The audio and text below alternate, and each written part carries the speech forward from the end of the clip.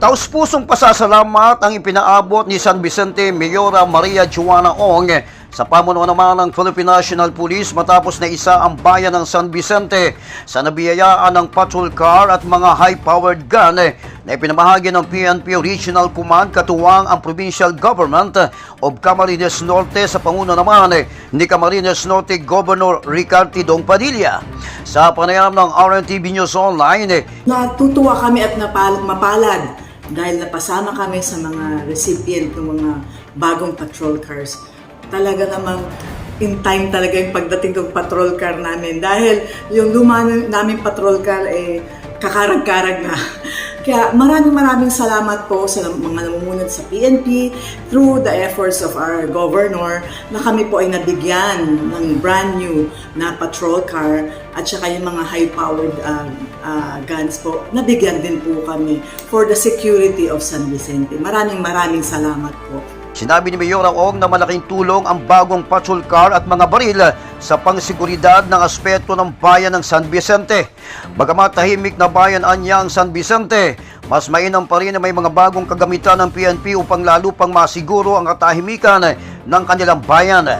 Samantala, ipinaabot din ni Mayora Ong ang pasasalamat sa lahat ng mga opisyal ng bayan na naging katuwang sa nakatalikod na barangay and SK elections dahil naging mapayapa ito sa pangkalahatan. Wala rin humpay ang mga pagawaing bayan ng Administrasyong Ong sa bayan ng San Vicente. Sa katunayan, tuloy-tuloy ang konstruksyon ng health center sa barangay Asdum at pagpapatayo naman ng mga solar lights na magbibigay ng liwanag sa buong bayan ng San Vicente sa taong 2024. Pag-upo ko ay nakita kong maraming ongoing project dito sa aming barangay. Ang unang project nakita ko yung health center na up and down. Kaya ako ay, pangalawa yung health center, daycare. Ako ay lubos na nagpapasalamat sa ating butihing Mayora Juana Ong sa tulong niya na magkaroon kami ng magandang tawag na health center. Kasi yung health center namin dito ay nagsisiksikan sa ilalim ng aming barangay hall.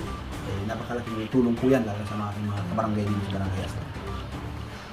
Kaya po gusto ng aming pasalamat kasama po ang buong team ng aming barangay, mga kagawad na nagpapasalamat po kami sa mga project na ongoing na po dito sa aming barangay.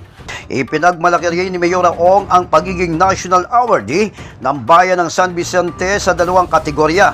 Ito ay ang National Awardee ng ADAC o Anti-Drug Council dahil sa pagiging drug-free municipality ng bayan ng San Vicente at Child Friendly National Awardee kung saan tutulak si Mayora Maria Juana Ong sa Kalakhang, Maynila upang tanggapin ang pambansang parangal na nasungkit ng bayan ng San Vicente.